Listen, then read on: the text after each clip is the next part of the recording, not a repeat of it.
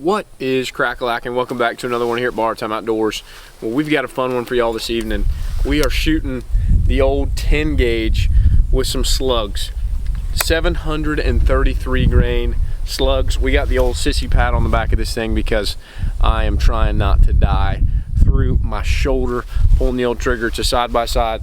So we're gonna load two bad boys up this afternoon and go for a stroll. Like I said, 733 grains. We bought this shotgun a couple months ago off a gun broker. We shot a video with it before shooting buckshot and it did phenomenal. But tonight we are rocking the slugs. So y'all check this bad boy out. See if she'll focus right here on me. That's what we're shooting tonight. 733 grain, 3.5 inch, 10 gauge slugs. Y'all say a prayer for me. Let's get it.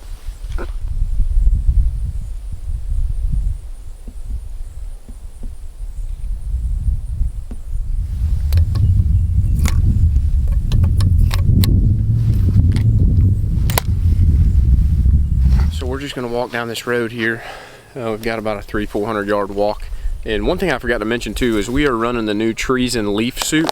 So this is an early season leaf suit. I'm looking forward to using it during bow season, but just kind of a cool different ghillie suit style. We're not sponsored by Trees or anything, but we bought this the other day, just giving it a shot. You can wear no shirt. I'm wearing a pair of boxers underneath this thing, so I kind of like it. Hopefully it'll keep us cool during archery season. So anyway, we're just gonna walk down this road, come around this corner, and then there's a feeder that there should be some hogs on. We'll see if we can't sneak up on them. The wind's swirling pretty bad, so hopefully we can sneak up on them pretty close to this thing and then let it rip from there.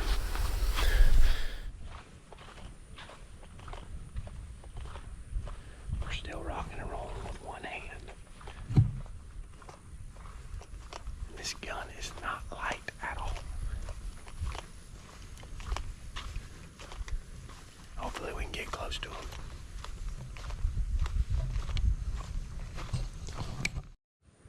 So that's the feeder with the hogs on it, but this wind is swirling like crazy, so I'm trying to figure out the best way to get up there to it without blowing them out of there. So let's see what happens.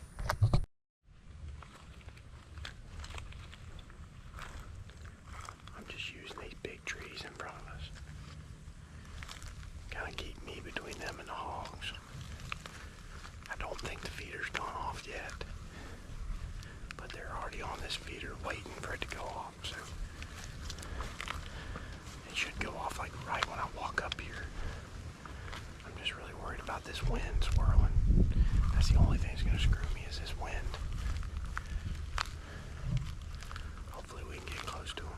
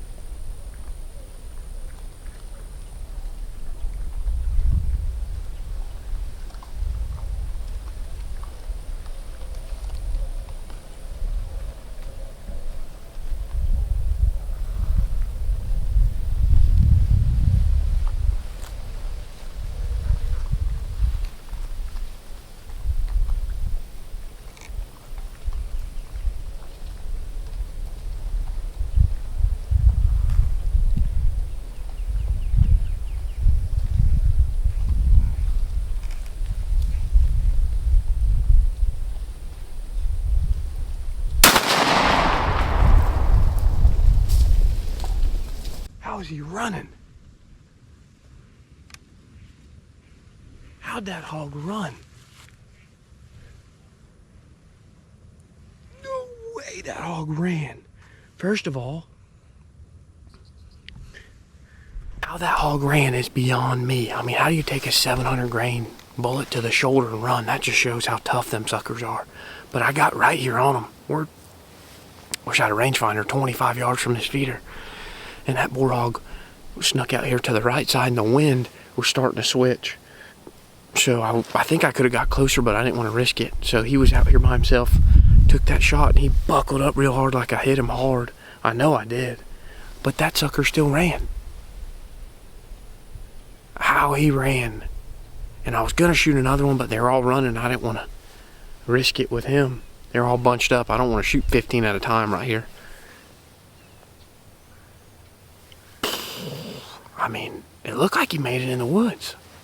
We'll give it a second and go see if he did or not. That's crazy. There's a bunch of hogs. There was 10 here. I heard a bunch fighting off to my right. And honestly, this treason suit blends in perfectly with all these palmettos and stuff right here behind me. But enough of that. Let's go see if we can find any blood. I mean, I walloped him with this 733 grains. It's kind of like the 50 cal video. The first 50 cal video we shot, the hog ran 80, 90 yards without a front shoulder.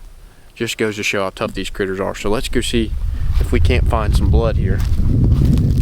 There used to be a ground blind right here, but it blew down. I'm guessing in one of these last little evening storms. That's what those chairs are back there behind me. And I think it was set at 25 yards, 22 yards, something like that. So we're close. But the fact that that sucker could run blows my ever-loving mind. So right here's where he was standing,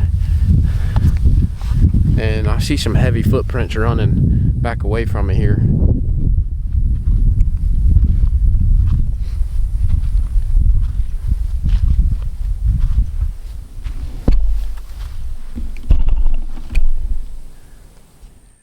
Switching to the phone here real quick. We're about 80 yards. The feeder's back there.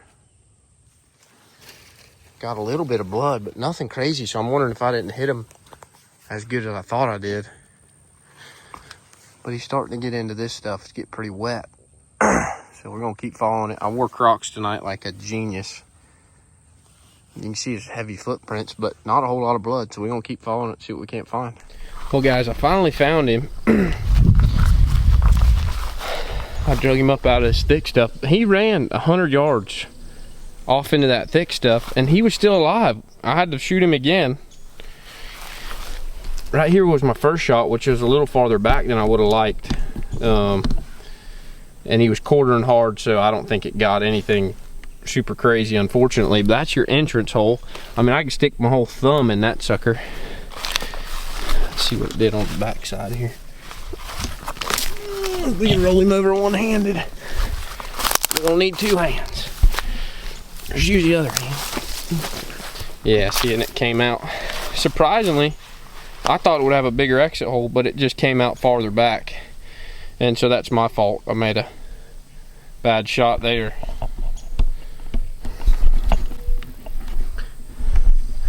So it's just, unfortunately, me, and